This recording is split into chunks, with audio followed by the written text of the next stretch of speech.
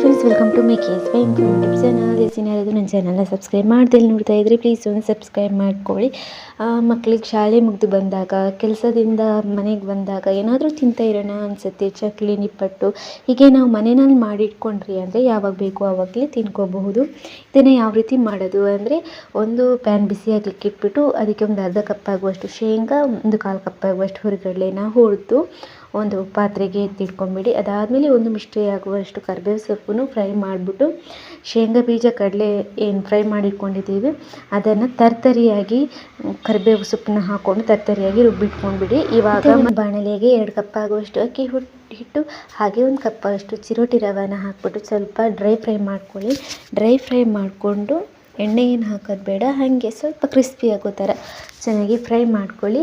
Fry ಮಾಡಿಕೊಂಡು ಒಂದು ಪಾತ್ರೆಗೆ ಹಾಕ್ಕೊಂಡು ಅದಕ್ಕೆ ಇವಾಗ 1 ಟೀ ಸ್ಪೂನ್ ಆಗುವಷ್ಟು ಅಚ್ಕಾರದ ಹುಡಿನ ಹಾಕ್ಕೊಳ್ಳಿ.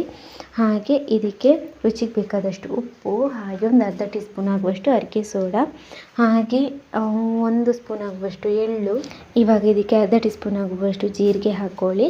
ಅದಾದಮೇಲೆ ನಾವು ಆವಾಗಲೇ ಏನು ಶೇಂಗಾ ಹಾಗೆ ಹುರಿಗಡಲೆನ ಹಾಗೆ ಕರಿಬೇವನ್ನ ಹುರಿದಿಟ್ಕೊಂಡು ತರ್ತರಿಯಾಗಿ ರುಬ್ಬಿಟ್ಕೊಂಡಿದ್ದೀವಿ ನೋಡಿ, ಅದನ್ನು ಇದಕ್ಕೆ ಆ್ಯಡ್ ಮಾಡಿಕೊಂಡು, ಅದಾದಮೇಲೆ ಇವಾಗ 2 ಸ್ಪೂನು ತೆಂಗಿನ ಎಣ್ಣೆಗೆ 1 ಸ್ಪೂನ್ ಆಗುವಷ್ಟು ತುಪ್ಪ ಹಾಕಿ ಕಾಯಿಸ್ಬಿಟ್ಟು ಮತ್ತು ಇದಕ್ಕೆ ಹಾಕ್ಕೊಂಡು ಚೆನ್ನಾಗಿ ಮಿಕ್ಸ್ ಮಾಡ್ಕೊಳ್ಳಿ.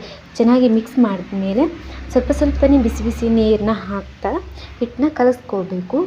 ಬಿಸಿ ನೀರಿನಲ್ಲೇ ಕಲಿಸ್ಕೋಬೇಕು. ನಾವು ಚಪಾತಿಗೆ ಯಾವ ಥರ ಹಿಟ್ಟು ಕಲಿಸ್ತೀವಿ ನೋಡಿ, ಆ ರೀತಿಗೆ ಬರಬೇಕು. ಅದಾದಮೇಲೆ ಇವಾಗ ಎಣ್ಣೆ ಕಾಯೋದಕ್ಕೆ ಇಟ್ಬಿಟ್ಟು ಚಿಕ್ಕ ಉಂಡೆನ ತಗೊಂಡು ನಿಪ್ಪಟ್ಟು ರೀತಿಯಲ್ಲಿ ತಟ್ಬಿಟ್ಟು ಎಣ್ಣೆನಲ್ಲಿ ಹಾಕಿ ಎರಡೂ ಬದಿ ಚೆನ್ನಾಗಿ ಫ್ರೈ ಮಾಡಿದರೆ ಆಯಿತು. ಗೋಲ್ಡನ್ ಬ್ರೌನ್ ಬರಬೇಕು, ಅಲ್ಲಿವರೆಗೂ ಚೆನ್ನಾಗಿ ಫ್ರೈ ಮಾಡಿಬಿಟ್ಟು ಎತ್ತಿಟ್ಬಿಟ್ಟು ತಣ್ಣಗಾದಮೇಲೆ ಡಬ್ಬಿನಲ್ಲೂ ಸ್ಟಾಕ್ ಮಾಡಿ ಇಟ್ಕೊಂಡ್ರಿ ಅಂದರೆ ನಿಮಗೆ ಯಾವಾಗ ಬೇಕು ತಿನ್ನಬೇಕು ಅನ್ನಿಸ್ತಿದೆ ಆವಾಗಲೇ ನೀವು ತೆಗೆದು ತಿನ್ಬೋದು. ಚೆನ್ನಾಗಿರುತ್ತೆ. ಮಳೆಗಾಲಕ್ಕಂತೂ ಪರ್ಫೆಕ್ಟ್ ರೆಸಿಪಿ ಇದು, ನೀವು ಟ್ರೈ ಮಾಡಿ.